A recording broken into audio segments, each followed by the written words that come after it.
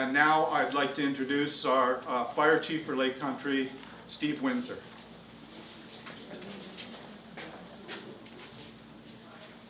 Good afternoon, everybody. First of all, I'd like to thanks to the local media for being there when we needed help to get the information out to all of our residents.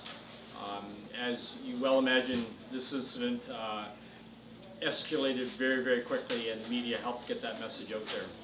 Appreciate everything that's been done and continue to do on reporting on the Okanagan Centre wildfire. A bit later, we'll be taking a tour of some of the affected areas, and this includes several residences that were destroyed in the fire.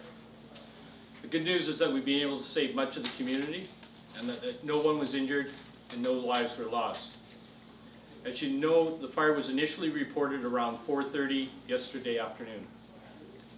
At this point, we haven't been able to determine any cause, as we are still in a firefighting mode. That will come in due time, and it's being spearheaded by the RCMP Arson Investigation and the BC Forest Service investigators. The evacuation order remains in effect for 337 properties. The affected residents have been supported by emergency support services, volunteers at the reception center, and the Salvation Army, 1480 Sutherland in Kelowna. As well, there are 657 properties that remain on evacuation alert, and these people should be prepared to leave their homes on short notice. We and staff at the Emergency Operations Centre are regularly reviewing conditions, and when appropriate and safe, we will adjust as we are able. Our goal is always to get people back into their homes as quickly as possible, but only when it's safe. The District of Lake Country and Lake Country Fire Department had amazing support from our neighbours in the central Okanagan, and even to the north, North Okanagan Fire Departments. During the fire, we had crews and equipment on the ground from Kelowna, West Kelowna, Peachland, Joe Rich, Ellison, Northwest Side, Armstrong, and BX Swan Lake Fire Departments. I can tell you we all did everything we could to protect the homes. As you know, the BC Wildfire Service also provided major help both on the ground and with air tankers and helicopter support to try and get a handle on the fire. My understanding, they utilized 14 heavy air tankers and 4 skimmer planes.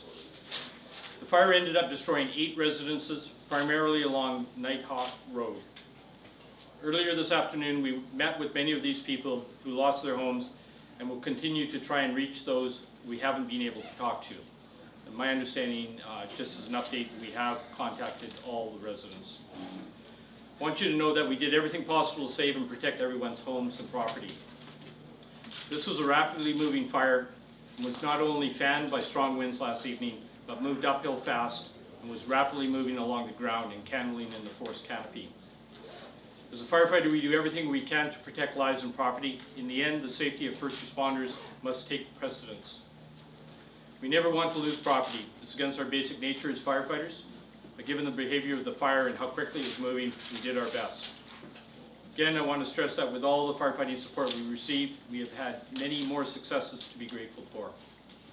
I commend everyone involved in the cooperation displayed, and know our community will have the support it needs as we move forward.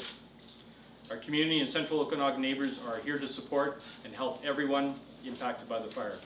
The response we've seen so far clearly demonstrates our community's resilience through difficult times.